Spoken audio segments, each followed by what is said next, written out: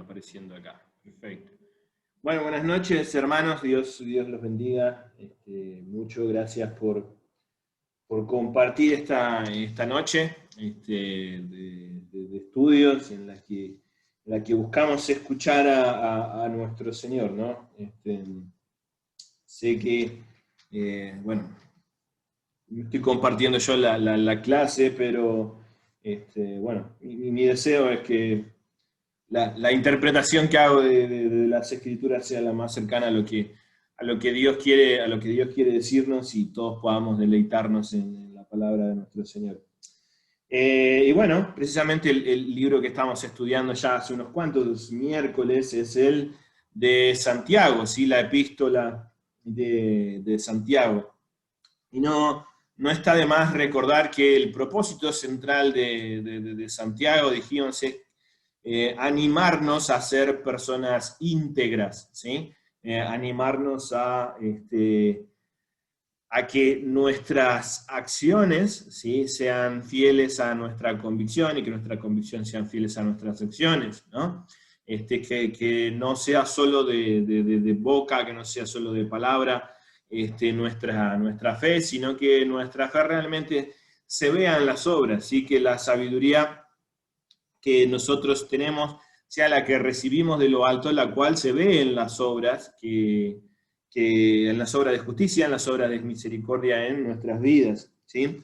Y no que sea como estábamos leyendo los miércoles anteriores, no que sea una fe vacía, no que sea una fe estéril, ni tampoco que sea una sabiduría que sea terrenal, animal. Incluso Santiago llega a decir diabólica, ¿sí? Y es más o menos en eso en lo que nos quedamos el miércoles pasado, ¿no? En estos dos tipos de sabiduría: la sabiduría que viene de lo alto, ¿sí?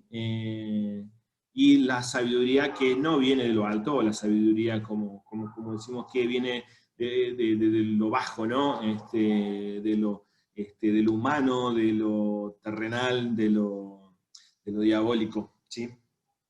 Y una de las cosas que quería llegar la semana pasada, pero el tiempo no nos dio, era pensar un poquito, ¿sí?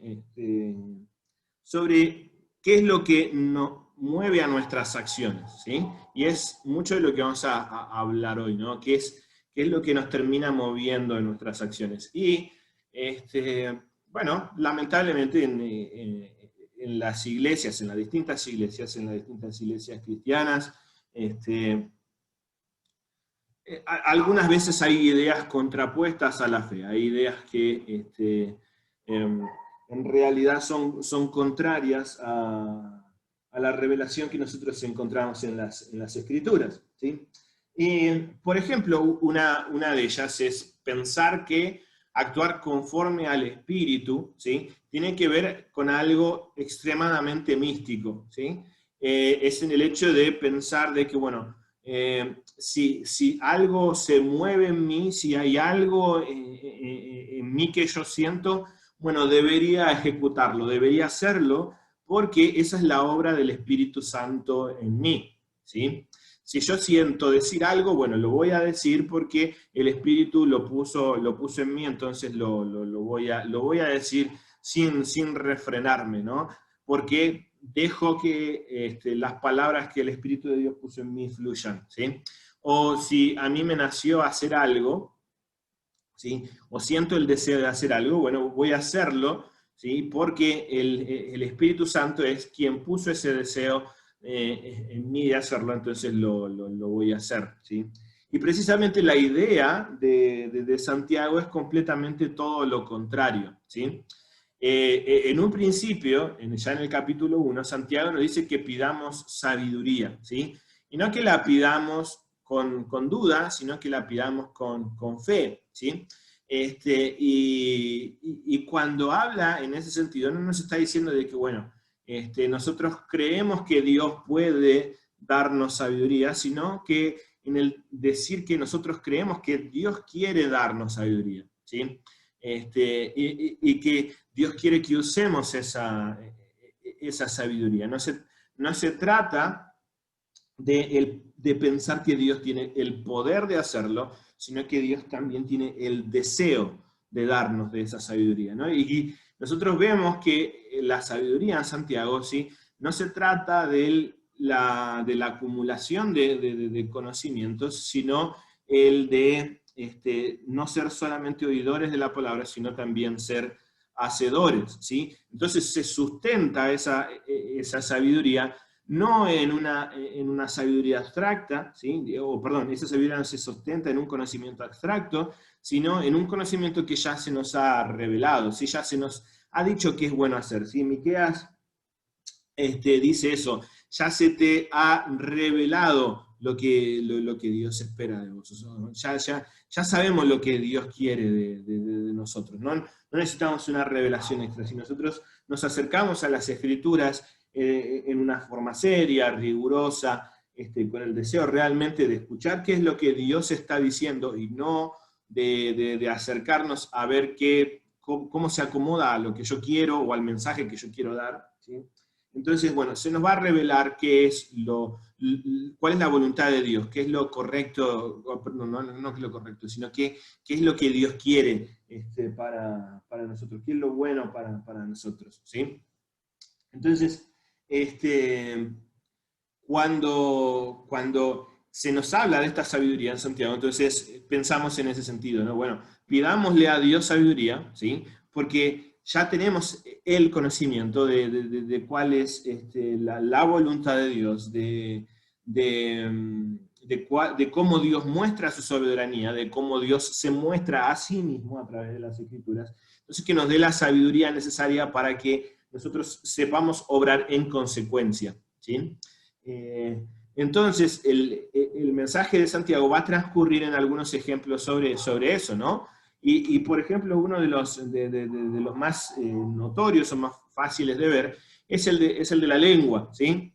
En el cual nos está diciendo, bueno, no digas todo lo primero que se te viene a la boca, ¿sí? Porque eso puede ser una pequeña llama que va a incendiar un gran fuego, ¿no? ¿Cuántas veces se nos vino a la boca o se nos vino a la mente, como quieran decirlo, algo para decir, lo decimos y después nos terminamos arrepintiendo de lo que decimos, ¿sí?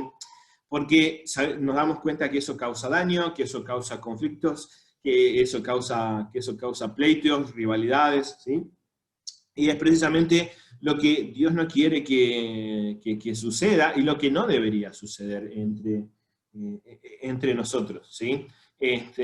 Lo mismo pasa con las acciones. Entonces, lo interesante acá es que, bueno, sí, nos dejemos guiar por el Espíritu Santo, pero dejarse guiar por el Espíritu Santo no significa darle rienda suelta a lo que hay en nuestros corazones o a lo que hay en nuestras mentes, sino más bien el de someterlo al Espíritu Santo, ¿sí? Al de cuidarnos, de no decir palabras ofensivas, de no decir mensajes ofensivos, de no cometer acciones que sean ofensivas o sean negativas para el resto de la iglesia.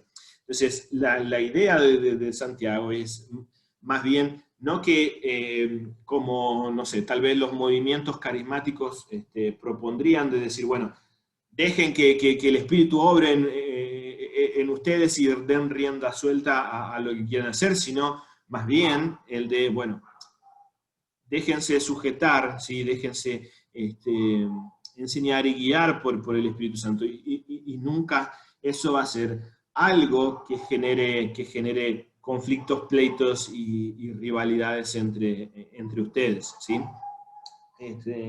Y precisamente es en el lado contrario en cómo termina el capítulo 3, y es en ese contexto del que estoy hablando, es cómo comienza el capítulo 4, ¿sí? Por eso vamos a leer los últimos versículos del capítulo 3, vamos a leer el versículo 17 y 18, que nos van a servir como antesala o para darle un contexto a lo que vamos a leer en el capítulo 4, ¿sí? Y se dice, pero la sabiduría de lo alto es primeramente pura, después pacífica, amable, condescendiente, llena de misericordia y de buenos frutos, sin vacilación, sin hipocresía. Y la semilla cuyo fruto es la justicia se siembra en paz por aquellos que buscan la paz, ¿sí? Entonces, nos quedamos en ese ánimo de Santiago, ¿no? De buscar la sabiduría que viene de lo alto, que dice que es primeramente pura y después pacífica, amable, condescendiente, ¿sí? Es decir, que lo mismo que estábamos diciendo antes, ¿no? Esta sabiduría de Dios no es la que es una vida irrefrenada, ¿sí? No es la de dejarnos guiar por nuestros impulsos, porque esa es una sabiduría netamente humana, ¿sí? Terrenal, incluso como dice Santiago, diabólica, ¿sí? Entonces, la sabiduría que viene de lo alto, si proviene de Dios, si es primeramente pura y es pacífica, y el último versículo del capítulo 18 dice que y la semilla cuyo fruto es la justicia se siembra en paz por aquellos que hacen la paz. ¿Sí? Ese es un llamado a nosotros a buscar la paz, ¿sí? A trabajar por la paz, a ser pacificadores. ¿Sí? Porque esa semilla de justicia que dará fruto se siembra en un lugar, en un contexto de personas que trabajan por la paz. Y el versículo 1 del capítulo 4 parece más bien darnos el contexto opuesto, perdón, una situación opuesta. Dice, ¿de dónde vienen las guerras y los conflictos entre vosotros? ¿No vienen de vuestras pasiones que combaten en vuestros miembros? ¿Sí?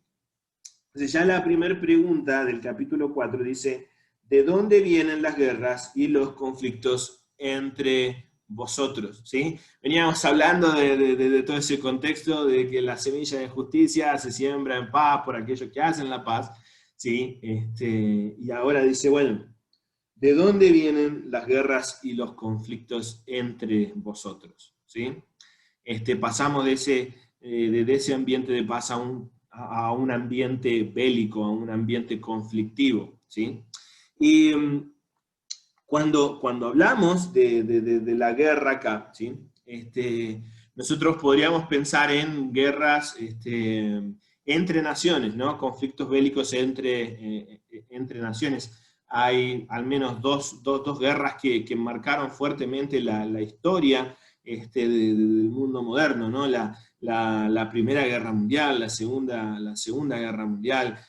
Hace muy poquito, en Argentina se conmemoró el 2 de abril, ¿no? El día que reconocemos como el de las Malvinas, o el de aquellas personas que cayeron en combate en las Malvinas, esa guerra, al igual que todas, improductiva y tan dañina, ¿no? En la cual, bueno, Argentina combatió contra, el ejército argentino combatió contra el ejército británico, ¿no?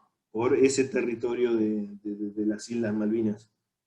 Entonces, nosotros podríamos pensar en ese contexto de guerra, ¿no? De dónde surgen las guerras. La palabra guerra acá es conflicto, ¿sí? Es esta situación de enfrentamiento, de pelea, ¿sí? Y precisamente en la versión que yo leí usa las dos palabras, usa guerra y conflicto, ¿sí? En otras versiones, no sé si disputas y peleas, dice la nueva traducción viviente, tal vez la Reina Valera, si no me equivoco, dice guerras y pleitos, ¿puede ser? ¿Sí? Guerras y pleitos, ¿sí? Entonces, lo que nos está hablando es de una idea un poco más general del conflicto, ¿sí? De estos conflictos que envuelven a muchos y muchos aspectos, ¿sí? Y el de la idea de pleito, que es algo, un conflicto ya más puntual, una pelea más puntual, ¿sí? Por un tema en específico, ¿sí? Entonces, la pregunta con la que comienza Santiago, el capítulo 4, es ¿de dónde vienen? ¿Sí? ¿Cuál es la fuente de los conflictos y de las guerras? ¿Sí? A ver, denme un segundito. Bueno, voy a decirle chao a John, estaba acá con nosotros y tiene que salir. Bueno, le decía, la pregunta es ¿de dónde surgen estos conflictos, estas peleas, estas rivalidades? ¿Sí? ¿Cuál es la fuente? ¿Sí? ¿Qué es lo que los produce? Y me gustaría escuchar de ustedes cuáles son sus opiniones, qué es lo que produce los conflictos y las guerras. ¿Qué piensan ustedes?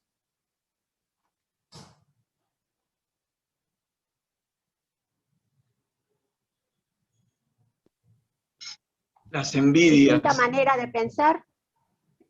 Bueno, Heber ha dicho las envidias y Nieves ha dicho las distintas maneras de pensar. Ajá.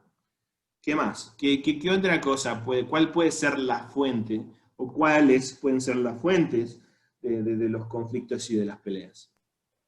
Nuestros malos deseos también. O sea, eso puede influir para que también haya conflictos y guerras. Cuando queremos poner nuestras cosas primero que la de los demás, ¿verdad? Nuestro egoísmo, que viene de ahí, pues todo, cuando mi derecho, cuando me tomo ya el derecho del otro, también, cuando queremos tener más de lo que Dios nos ha dado, ¿no? Nuestra falta de contentamiento, tantas cosas,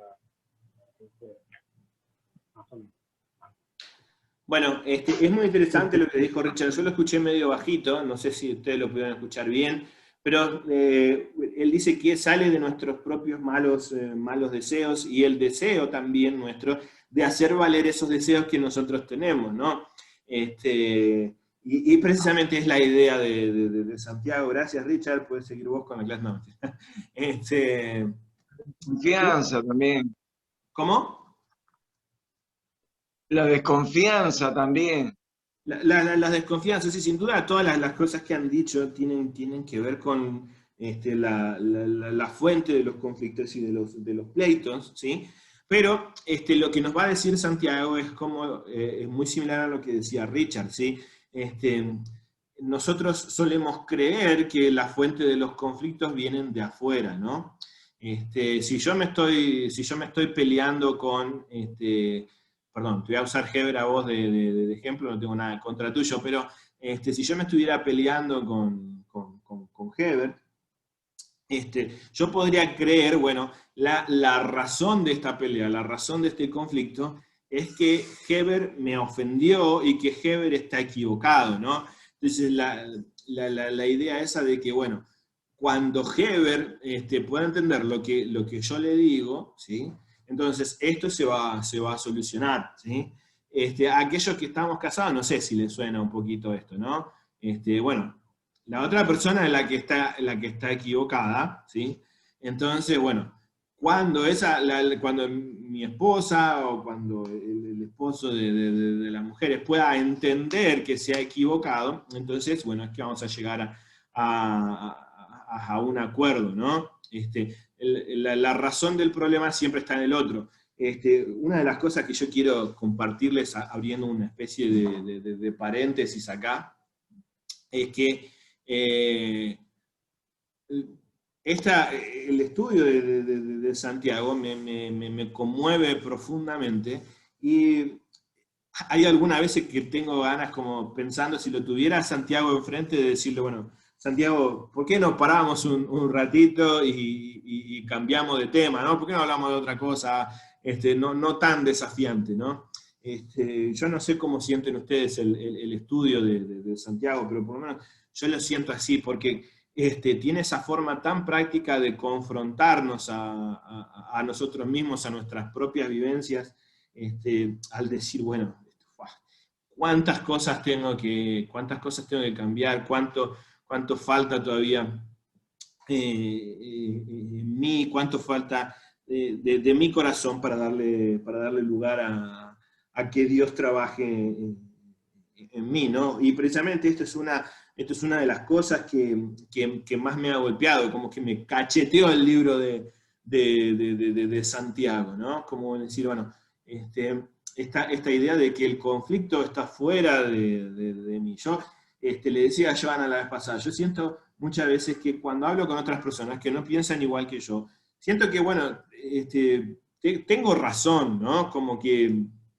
yo estoy en lo correcto y me gustaría compartir con ellos que es así y que ellos puedan verlo también.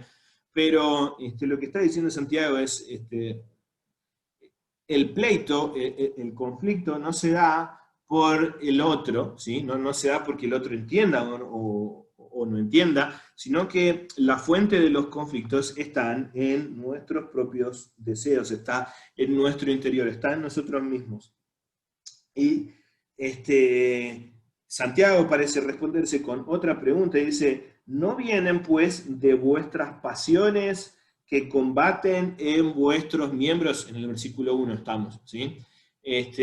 Y una de las posibles traducciones para pasiones, seguramente todos tienen en sus Biblias alguna especie de referencia o de nota al pie que va a hablar sobre esa palabra de pasiones, ¿sí? Que son nuestros placeres, los placeres, nuestros deseos, ¿sí? Y la idea es, bueno, la fuente de los conflictos no son nuestro propio deseo de gratificación. ¿No es acaso nuestro propio deseo de querer estar en una mejor posición o de que las situaciones me favorezcan a mí, o de tener alguna situación gratificante para mí? ¿Sí? De eso no se tratan los buenos deseos. Y en parte es como estábamos hablando los días anteriores, ¿no? Nosotros creemos que la fe es una especie de herramienta, es una llave para abrir el cajón de mis deseos, ¿sí? Que Dios va a otorgarme, ¿sí?, las cosas que yo quiero en cuanto yo tenga fe para pedirlo, ¿sí? Es como una especie de llave de Shujitsu, se me traba la lengua, en la que yo puedo someter a Dios para que Él haga lo que yo quiero, porque, bueno, tengo mucha fe. Si lo he pedido con mucha fe, entonces Dios me lo va a dar, ¿sí? Y mucho tienen que ver los próximos versículos con esto, ¿no? Con el hecho de pedir y de no recibir o de pedir mal, ¿sí? Porque la voluntad de Dios no funciona así. Él en su soberanía sabe qué darnos y que no depende de que nosotros tengamos mucha fe. Sí, nosotros debemos pedir con fe, pero no solamente con la fe de saber que Dios puede darnos algo, sino la fe de que Dios quiere darnos algo porque está conforme a su voluntad, ¿sí? Pero lo que quiero transmitir es que muchas veces pedimos y creemos que estamos pidiendo con fe, entonces el Señor nos va a dar, pero lo que estamos pidiendo en realidad es algo que sea gratificante para nosotros, ¿sí? Que sea algo egoísta, mezquino, ¿sí? Bueno, Señor, yo quisiera tener, la verdad, que el auto de mis sueños, la casa de mis sueños, la familia de mis sueños, porque quiero sentir una gratificación con eso, y no porque pueda ser una bendición para los demás, ¿sí? Y bueno, algunas veces también detrás de estas cosas se incluyen algunas ideas también medio, no tan puras, ¿no? Cuando decimos, bueno, no, Señor, quisiera tener una casa más grande para poder alojar a todos los hermanos y después no recibo nunca a nadie, o decir, no, bueno, Señor, quiero tener un auto tremendo para poder llevar a todos los hermanos a reunirse, o quiero llevarlos al hospital y después, no sé, estoy ahí más preocupado porque el auto funcione bien que por ayudar a mis hermanos, ¿no? Pero, bueno, la idea, como decimos, es, bueno, ¿de dónde nacen los conflictos? En el deseo de que las cosas salgan como yo quiero para mi propia gratificación, de ese deseo egoísta, banal e interesado en nosotros mismos. Y los próximos versículos, me gustaría que alguien los lea, por favor, en la Reina Valera, ¿sí? Porque hay dos formas de leerlos, ¿sí? Este pasaje que vamos a leer, vamos a intentar llegar hasta el versículo 10, tiene algunas cosas un poquito complicadas de entender. Estos son unos, van a haber otros un poco más difíciles, pero vamos a leer, por favor, primero el versículo 2, si alguien puede leerlo en la Reina Valera. ¿Sí? ¿Algún varón, alguna mujer que quiera leerlo? Está abierto a hacerlo. Yo lo leo. Bueno, Lo leo yo. bueno, te escuchamos. Codiciáis y no tenéis. Sí. Matáis y ardéis de envidia y no podéis alcanzar. Combatís y lucháis, pero no tenéis lo que deseáis, porque no pedís. Amén. Sí. Digo, No, hasta ahí nomás. Hasta ahí nomás. Según la versión que nos compartió Nieves, dice, codiciáis y no tenéis, matáis o cometéis homicidio, ¿no? Y acá, las versiones más antiguas, las traducciones más antiguas que no están tomadas de textos tan antiguos, o que no tienen un marco de conocimiento que apoye más otras ideas, suelen traducir como lo leyó Nieves, ¿no? Bueno, esta idea de codiciáis y no tenéis, matáis, ¿sí? Pero las versiones o las traducciones más cercanas, más nuevas, ¿sí? Tienen una semántica diferente, ¿sí? Algunas las ponen como en pregunta, ¿no? Como decir, codiciáis y no tenéis, y entonces la respuesta al codiciar y no tener es matar, ¿sí? Matan, ¿sí? O cometen adulterio. Por ejemplo, yo lo que tengo es, ahora la que estoy leyendo el día de hoy, es la versión, la Biblia de las Américas, perdón. Y lo que hace la Biblia de las Américas es agregar algunas palabras, ¿sí? Para que pueda tener más sentido el texto. Y dice, codiciáis y no tenéis, por eso cometéis homicidio. Sois envidiosos y no podéis obedecer, por eso combatís y hacéis guerra. No tenéis porque no pedís, ¿sí? Entonces, ¿cuál es la idea de esto? ¿Sí? Que codician, ¿sí? Codiciamos algo, o sea, tenemos un fuerte deseo por algo, ¿sí? Por ejemplo, cuando tengo envidia, no sé, me gustaría tener la chomba que tiene Dani, ¿no? Entonces, bueno, siento envidia de Dani que él puede tener esa hermosa chomba que yo no tengo. Es una chomba, ¿no, Dani? Lo que tenés, yo veo chiquitito, sí, parece una chomba. Quisiera tener esa hermosa chomba que tiene Dani y no la mía. Entonces, bueno, siento envidia. Ahora, si ese deseo es mucho más fuerte, si yo vivo intranquilo constantemente, ¿sí? Y busco la forma o de que Dani deje de tener esa, o yo de poder sacársela, o de tener esa, pero más nueva, o con algo mejor. Esa es la codicia, ¿no? Ese deseo tan fuerte que no nos deja vivir. Entonces dice, bueno, codician, ¿sí? Y no tienen lo que quieren, entonces cometen homicidio, ¿sí?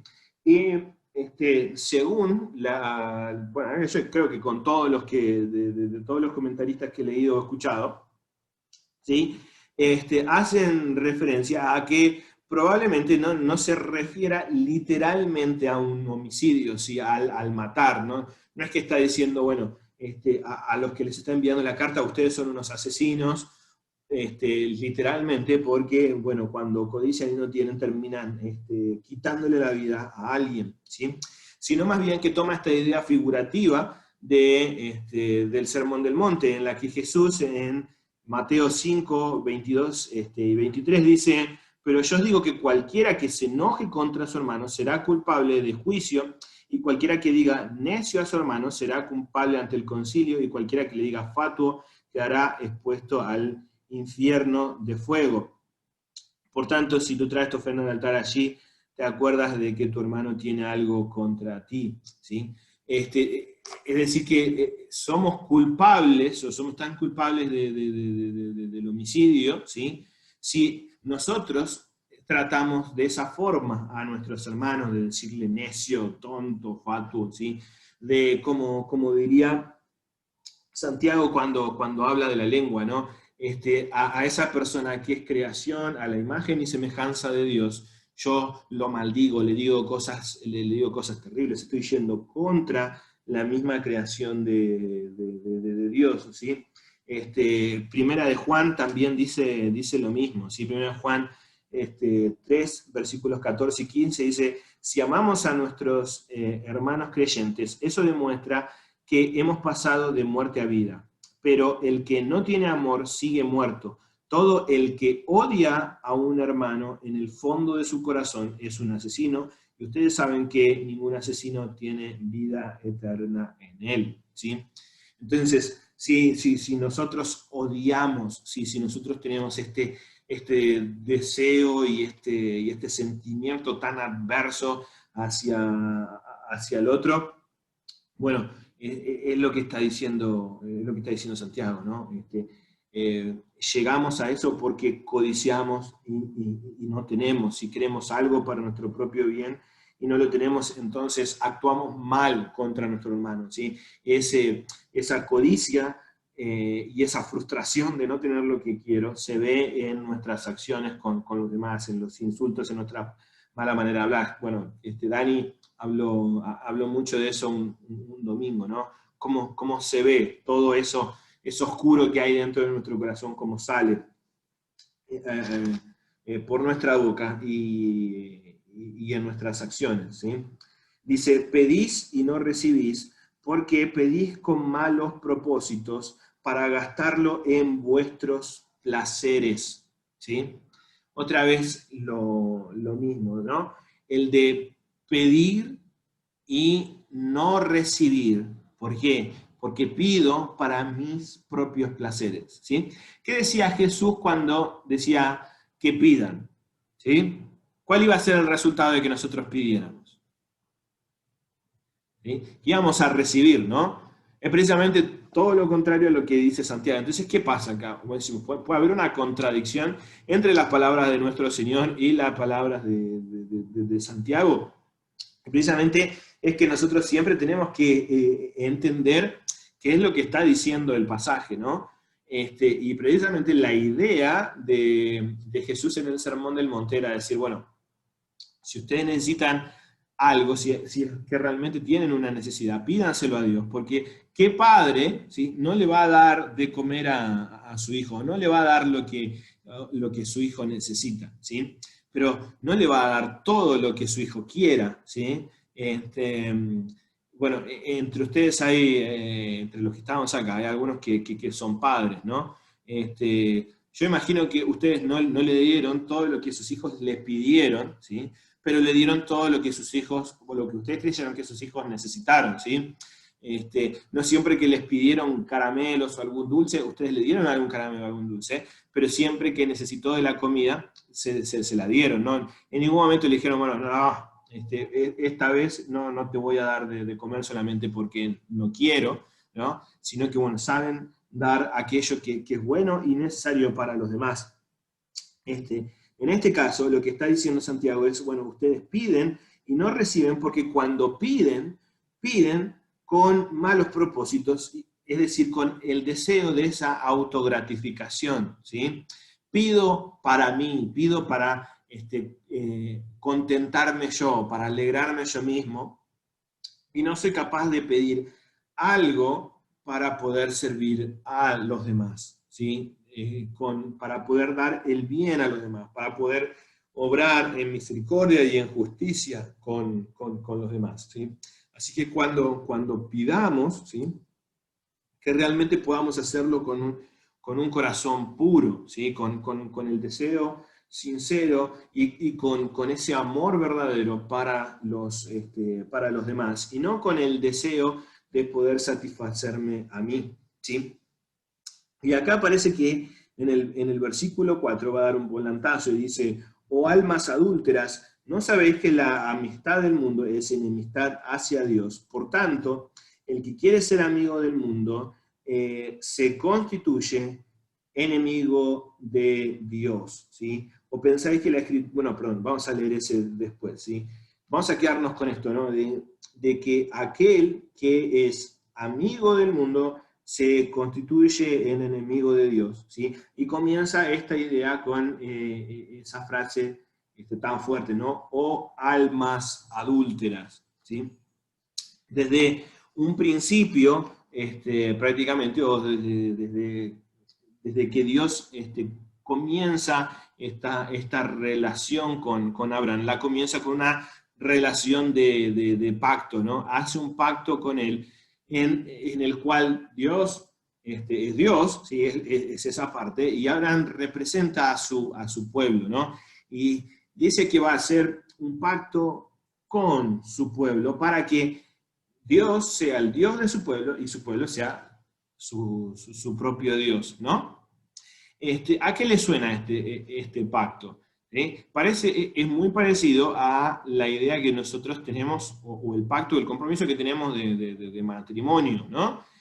Cuando nos unimos a la otra persona, ¿sí? Yo me uní a Johanna para ser su esposo y para que ella sea mi esposa, ¿sí? Para someternos mutuamente, ¿sí? Y al igual que todos los hemos hecho así, tenemos ese compromiso de pertenecernos mutuamente, y bueno, obviamente de sujetarnos y de pertenecer a Dios, ¿no? Pero tenemos ese compromiso, ¿no? Que si se rompiera, ¿sí? Si alguno de los dos busca, ¿sí? Darle ese lugar a otra persona, es que termina cometiendo adulterio.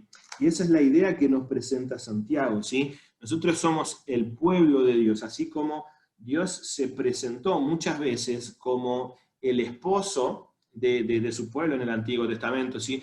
Podemos verlo muy gráfico en el libro de Oseas, ¿sí? Si ustedes quieren después pueden hacer una lectura, sería bueno que leamos todas las escrituras, ¿no? Pero si después quieren acercarse al libro de Oseas para ver cómo es esta relación de Dios como esposo de su pueblo. El libro de Ezequiel también, hay salmos que hablan de esta idea, ¿no?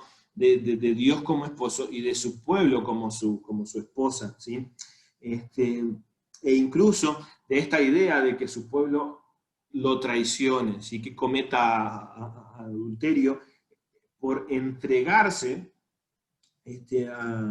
a otros dioses. E incluso en el Nuevo Testamento, ¿sí? Cuando se habla de esta idea de, bueno, de sométanse mutuamente y de esposas respeten a sus esposos y esposos amen a sus esposas, ¿sí? Dice que, bueno, debemos someternos con la idea de cómo la iglesia se somete a Cristo, ¿sí? Como su esposa, ¿sí? Entonces, esa es la idea que surge acá en Santiago, ¿no? El de somos almas adúlteras porque entramos en amistad con el mundo. Y cuando hablamos de amistad con el mundo, no significa tener amigos que no son cristianos o no sé, de participar en alguna causa secular, sino de lo que nos está hablando es precisamente del contexto anterior, ¿no? Cuando nosotros, ¿sí? Lo que buscamos es satisfacer nuestros propios deseos, ¿sí? Cuando deseamos satisfacer al Dios yo, al sentarnos nosotros mismos en el trono, ¿sí? Es que nosotros entramos en amistad con el mundo, ¿sí? Dejamos que sean nuestras propias pasiones, nuestros propios deseos, nuestros propios placeres los que nos guíen y no que nos guíe nuestro Señor, ¿sí? Entonces, cuando nosotros buscamos esta autogratificación, ¿sí? Entramos en amistad con el mundo y esto constituye una enemistad con Dios, ¿sí? Y quiero pasar al próximo versículo, porque estamos avanzando mucho en el tiempo, y este versículo, el versículo 5, es, según muchos, el pasaje más difícil de Santiago, ¿sí? Voy a leérselos, dice, versículo 5, ¿o pensáis que la Escritura dice en vano, celosamente, anhela el Espíritu que ha hecho morar entre nosotros? ¿Sí? ¿Hay alguno que tenga en alguna versión la palabra espíritu con la E minúscula?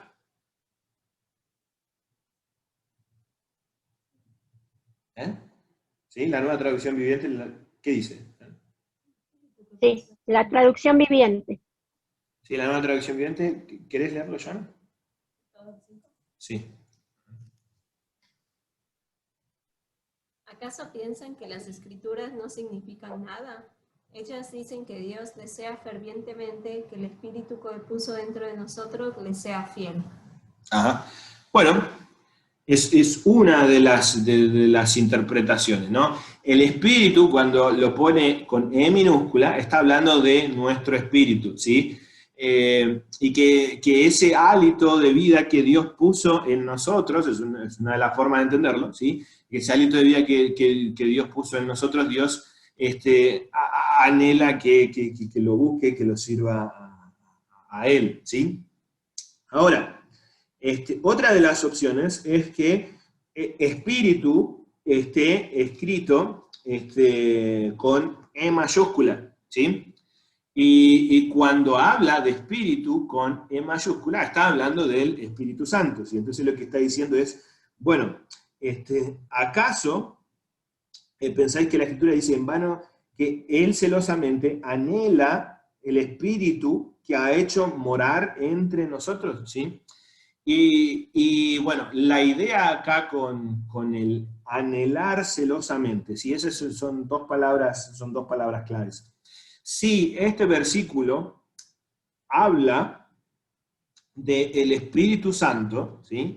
Entonces, cuando dice anhelar celosamente, obviamente no está hablando del mismo celo del que nosotros estábamos hablando, por ejemplo, la vez pasada, ¿no? en el capítulo 3, de esos celos amargos, ¿no? Ni tampoco de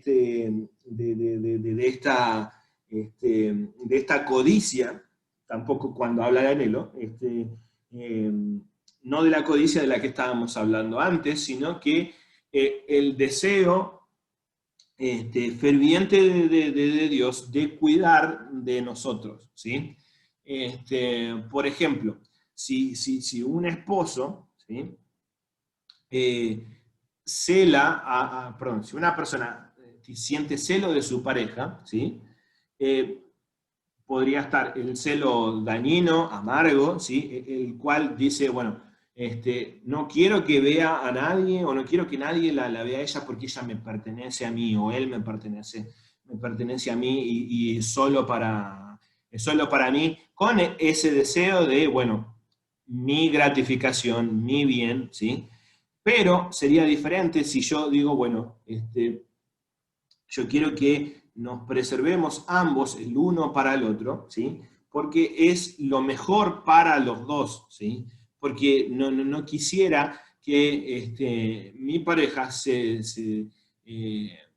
desvíe del camino del Señor o no quisiera que traiga un conflicto en la familia, rompa la familia. Entonces yo quiero cuidar de mi familia, ¿sí? Lo mismo pasaría con los hijos, ¿no? Ese mismo deseo de cuidarlo. Yo no quiero que tal vez mi hijo o mi hija, no tengo, pero poniendo en un caso hipotético, sí, esté en lugares que yo no concibo como buenos, no porque, bueno, ya no, va a encontrar a otras personas que quieran más que a mí, o porque no obedece lo que yo quiero, sino porque, bueno, si va a otros lugares a los que yo estoy en desacuerdo, es porque probablemente pueda acceder a cosas que le van a hacer daño, que le van a hacer mal. Entonces, la idea de que cuando se habla del Espíritu Santo, es esa, ¿no?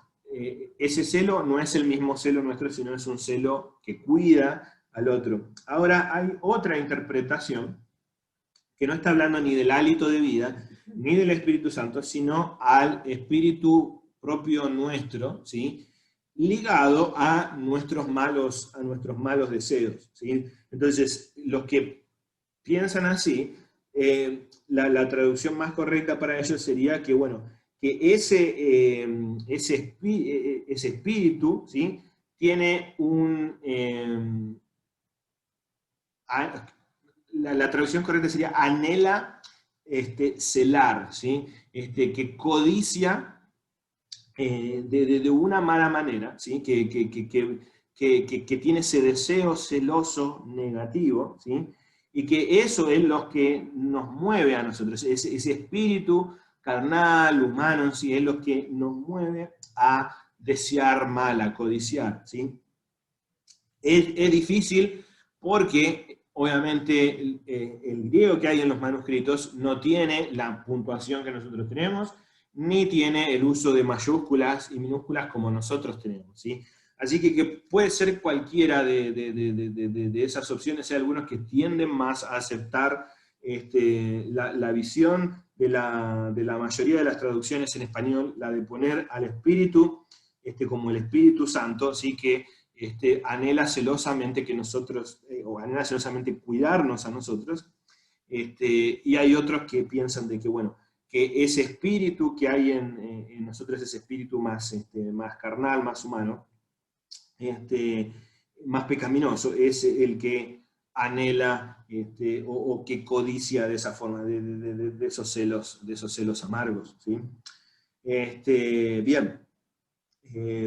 Para mí es difícil decidir entre cuál de esas versiones es, pero lo que creo es que si Dios tiene un celo por nosotros, jamás va a ser ese celo negativo y egoísta que humanamente podríamos tener, sino que es el deseo de cuidarnos. Y por el otro lado, si dijera de que, bueno, ese deseo pecaminoso sale de nosotros humanamente, bueno, eso también es cierto, ¿no? Bien, y el versículo 6 nos trae un poco más de calma y de refresco, dice, pero Él da mayor gracia, ¿sí? Y qué lindas esas palabras, ¿no? Él da mayor gracia. Por eso dice Dios resiste a los por eso dice, Dios resiste a los soberbios, pero da gracia a los humildes, ¿sí? Esta idea, ¿no? De que aquella persona que busca la autogratificación, que genera el pleito, precisamente por eso, por acomodarse en un lugar, por tener una posición, por tener un beneficio, ¿sí? Siempre va a decir, bueno, los problemas de dónde vienen, vienen de afuera, ¿no? Esa pelea ficticia que yo tenía con Herbert, ¿no? Decir, bueno, si yo lo que quiero es un bien para mí, o si lo que yo quiero es hacer prevalecer mi opinión, o si lo que yo quiero es autogratificarme, bueno, la culpa va a ser de Herbert, ¿no? Él es el que tiene el problema. Yo no voy a reconocer que en realidad el conflicto está dentro de mí.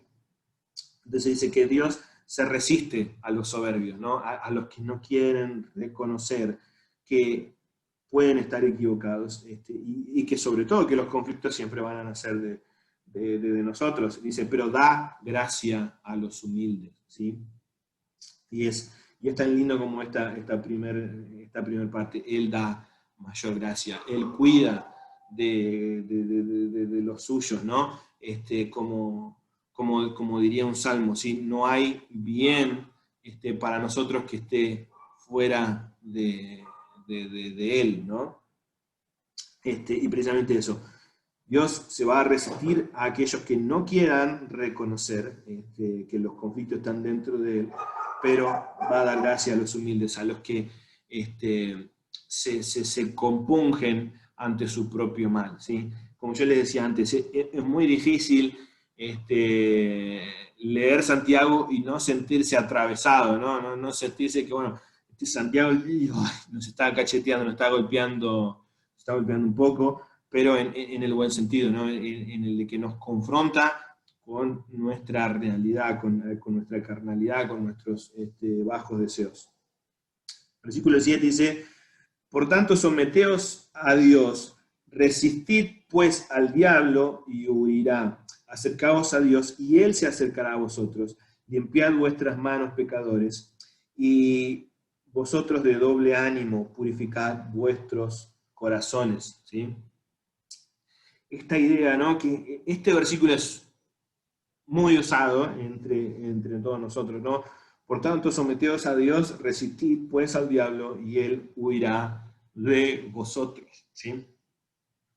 Y esta es un poco la idea que hablábamos al principio de la clase de hoy, ¿no? El de someternos a Dios, el de entregarnos a Dios para que Él nos guíe, ¿sí? Pero más bien resistir al diablo, ¿sí?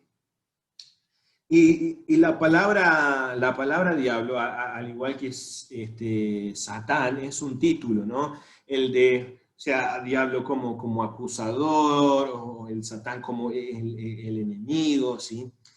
Lo que sabemos, no sabemos necesariamente su nombre propio, pero sabemos cuáles son sus intenciones, ¿sí? La de causar daño, ¿sí? A nosotros y a los demás. Y precisamente es la idea contraria a lo que estamos viendo, ¿no? A la de que no haya conflictos entre nosotros, que no haya pleitos entre nosotros, que no haya guerra entre nosotros, porque cuando dejamos guiarnos por esta sabiduría humana, ¿sí? Lo que se genera son eso, ¿sí? Tratar de buscar nuestros propios deseos, nuestros propios intereses, ¿sí? Y no el poder obrar en bien para los demás. Así que alejémonos de eso. Cuando sentimos ese deseo de egoísta, de autogratificación o de favorecernos a nosotros mismos, ¿sí? Es el momento para sentarnos a orar, para buscar más de Dios, para que Dios siga trabajando en nosotros, para que podamos mostrar su mismo amor hacia los demás, ese amor desinteresado que busca el bien del otro, ¿sí? Dice, acercaos a Dios y Él se acercará a vosotros, limpiaos vuestras manos pecadores, y vosotros de doble ánimo purificad vuestros corazones, ¿no? Otra vez esta idea, ¿no? de esta contradicción entre el íntegro, ¿sí? o la integridad en realidad, ¿sí? Que es lo que nos anima Santiago a buscar, ¿sí? A ser personas que con sus acciones muestren, ¿sí? Cuáles son sus convicciones, cuál es su fe, y no ser precisamente de doble ánimo o de doble mente, ¿sí? La de, bueno, por fuera digo que soy cristiano, pero tengo mi corazón lleno de basura, que finalmente eso va a salir a la luz. Y este pasaje es súper interesante. El versículo 9 dice, afligíos, versículo 9 y 10, dice, afligíos, lamentad y llorad, que vuestra risa se torne en llanto y vuestro gozo en tristeza, humillaos en la presencia del Señor y Él os exaltará. ¿Sí? Nos compunge a nosotros el pecado en nosotros mismos, ¿sí? Cuando nos vemos a nosotros mismos y reconocemos ese pecado, cuando reconocemos esos malos deseos, esos deseos egoístas, ¿qué pasa en nosotros? ¿Sí? No nos duele. Recuerdan, bueno, nosotros dijimos, ¿no? Santiago toma mucho de Proverbios y toma mucho del Sermón del Monte, ¿no? Jesús dijo, bienaventurados los que lloran, ¿sí? El hecho de que precisamente el pecado, no solamente en nosotros es el pecado en el mundo, el pecado en general, nos entristece, nos angustia, ¿sí? Y no está mal que sea así. Y no está mal que cuando nosotros reconocemos todas esas cosas malas que hay dentro nuestro, realmente nos mueva, nos conmueva, ¿no? Si te lleva al llanto no es nada malo. No necesariamente nos tienen que caer lágrimas, ¿sí? Pero que sí que nos golpee, nos atraviese y nos constriña, ¿no? Como ese sentimiento de reconocernos en ese lugar tan feo y que eso nos conmueva. Él dice, lamentad y llorad y que vuestra risa se torne en llanto y que vuestro gozo en tristeza, ¿sí? Y humillados en la presencia del Señor y Él los exaltará, ¿sí? Dios no va a exaltar al que ya vino exaltado, ¿no? Al que ya vino en una posición de grandeza, sino que Dios va a exaltar a aquel que se reconoce, ¿sí? en sus luchas, en sus aflicciones, aquel que tiene el deseo de someterse al Señor. Y para someternos al Señor necesitamos entregarnos a Él, ¿sí? Necesitamos llegar a Él con esa pobreza de espíritu, ¿no? Con ese reconocimiento de que, bueno, no somos nosotros Dios, ¿sí? Dios es Dios y nosotros somos su creación, ¿sí? Y que para poder vivir una vida plena en Él tenemos que dejarnos guiar por Él, ¿sí? Y tenemos que escucharlo y saber aprender que cuando nos equivocamos, ¿sí? Tenemos que arrepentirnos, ¿sí? Y buscar cambiar todo eso oscuro, toda esa basura que hay en nuestro corazón, ¿sí? Y poder entregarle toda esa carga a Él para que Él nos limpie y sea Él quien trabaje en nosotros, y no que sean nuestras propias pasiones, nuestros propios deseos los que nos muevan a hablar y a obrar, porque cuando pasa eso, ¿sí? Cuando nosotros nos damos rienda suelta a nosotros mismos, lo que sucede es que hay conflictos, no solamente en nuestra familia, ¿sí? En nuestro matrimonio, no solamente hay conflictos en la iglesia, sino que hay conflicto dentro nuestro, ¿sí? Que esa pelea se da dentro de nosotros, eso trae amargura dentro de nosotros, como dice el mismo versículo 1, dice que está en nuestros propios miembros, ¿sí? Y lo que pasa es que nos llenamos de todo eso, porque codiciamos y no tenemos, porque tratamos mal a los demás, porque pedimos y no recibimos, ¿no?